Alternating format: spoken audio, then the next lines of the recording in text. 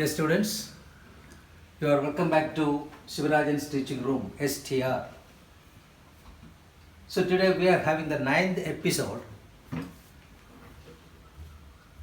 and we are discussing about the human reproduction.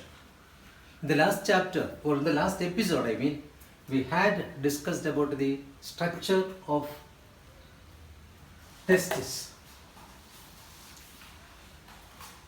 And we had discussed that each testis is having 250 compartments. Each compartment is called testicular lobule.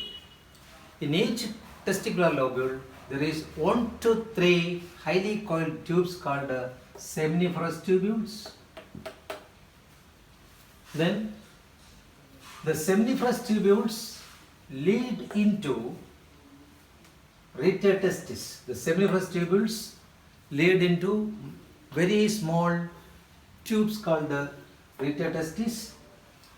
Some of the retate testis join together and becomes large tubes. They are called vasa efferentia. So these are the vasa efferentia. And the vasa efferentia opens into a big tube called epididymis. And from the epididymis, the long tube that carries sperms outward, there is the vas deferens, you see. So what is the flow chart? We have discussed the last episode. Flow chart of the movement of sperms, seminiferous tubules, retate testis, vasa efferentia, epididymis, vas deferens, then the ejaculatory duct and urethra. Okay. And again at this point we have to mention some extra points connected to the testis. The human testis is called extra abdominal testis. Extra abdominal. Extra abdominal testis. The human testis is called the extra abdominal testis because the testis is kept outside the abdomen. It is not inside the body. So it is called extra abdominal testis. Again, the human testis is contained in the scrotal sacs. So it is also called as scrotal testis. Scrotal testis. So the human testis has got two other names also. Scrotal testis because it is retained inside the scrotal sacs. It is also called as extra abdominal testis because it is kept outside the abdomen. So with this, the details of the testis is over. Now we have to see the accessory glands and ducts. Accessory means helping or assisting. There are some glands and ducts in connection with or connected to the testis. What are they? See, of course we had seen the retate testis, vasa efferentia, epididymis, vas deferens, then the ejaculatory duct and urethra are the different ducts connected to the testis. Then the glands. Look at this picture. This is this number 3. This is the seminal vesicle. It's a pair of seminal vesicles. Then the item number 4. There is the prostate gland. It's only one. And item number 5. The bulbourethral gland. So there are 3 glands associated with the male reproductive system. What are they? The seminal vesicles, prostate gland and the bulbourethral gland. The seminal vesicles and the prostate gland produce a secretion which is commonly called as seminal plasma. Seminal plasma. So what is seminal plasma? The secretion of the seminal vesicle and prostate gland is called the seminal plasma, and into this seminal plasma the sperms get mixed and it becomes the semen. So seminal plasma plus sperms becomes the semen.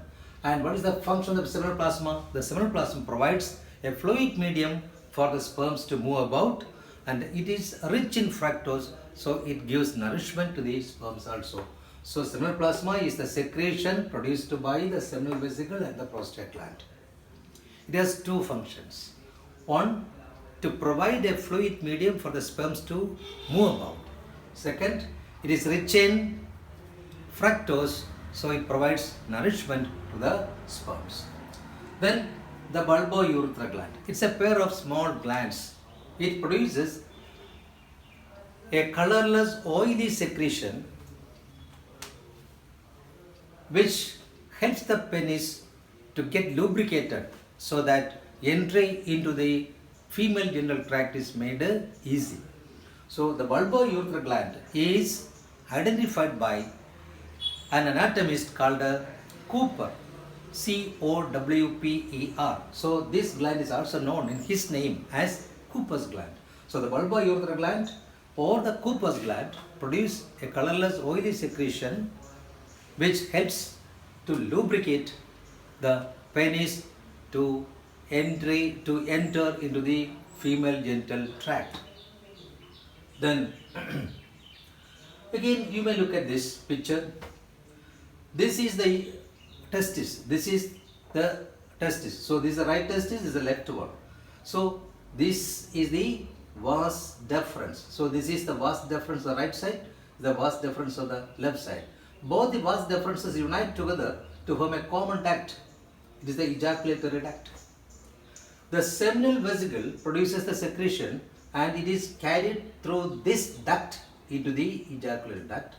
The prostate gland secretion is carried by this duct. So the secretions of the prostate gland and the seminal vesicle is coming to this ejaculatory duct or the common duct of vas deferens and gets mixed with the sperms and the bulbourethra gland, and the ejaculatory duct opens. So this is the penis, and there is a tube running through the middle of the penis. There is the urethra, number 7, the urethra, and the ejaculatory duct gets connected or gets joined with the urethra.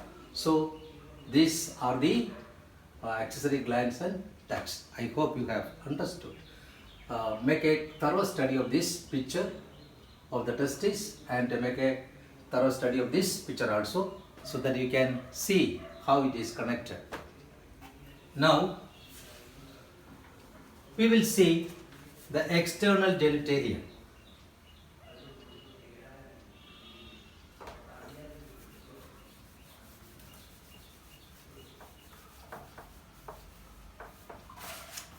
The external genitalia is a muscular organ which helps in copulation. Copulation means mating. So it is called a penis. So external genitalia is a muscular shaft-like organ. It is called the penis. It helps in copulation.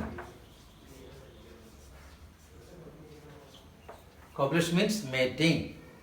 Okay. And it is, the penis is a shaft-like organ. It has got two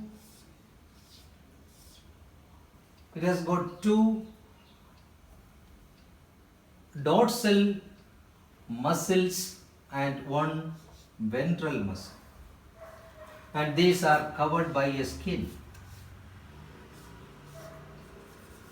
like this.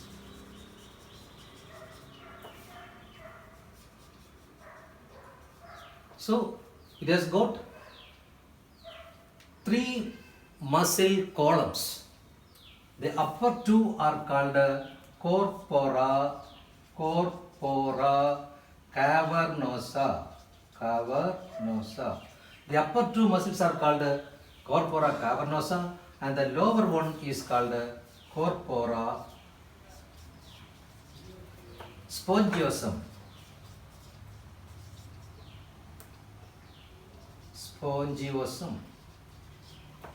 So it has got three columns of muscles. The upper two columns are called the corpora cavernosa and the lower column of muscle is called the corpora spongiosum.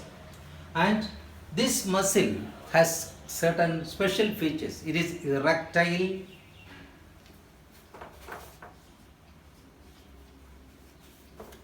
it is erectile.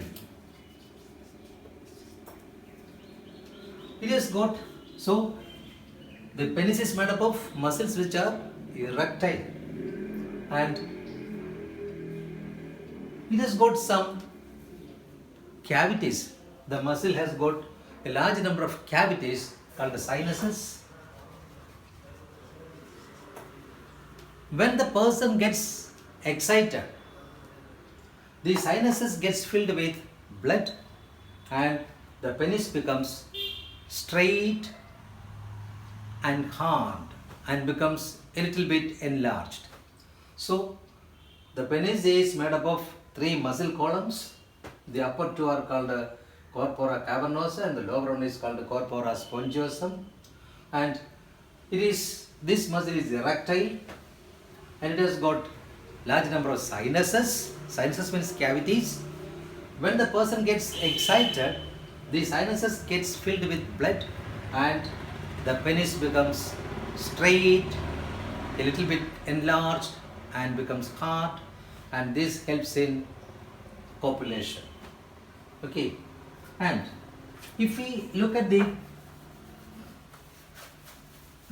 penis, it's like this. It has a swollen tip. So it has a swollen tip. This swollen tip is called a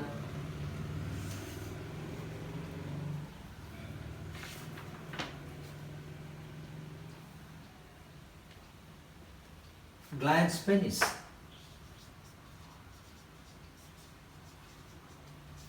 So the penis has got a swollen tip. It is called a glans penis. The glans penis is having an opening at the tip. It is called a urethral meatus. Urethral meatus. Through this opening, the urine goes out and also the semen goes out. So this is the urethral meatus. And the glans penis is covered by a loose skin. The glans penis is covered by a loose skin. This is called a foreskin or prepuce. The glans penis is covered by a loose skin called the foreskin or prepuce. In some religion, Islam, Jews, etc., they remove this foreskin or prepuce as a part of their religious ritual.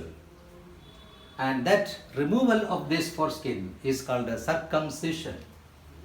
Circumcision. CIRCUMSCISION.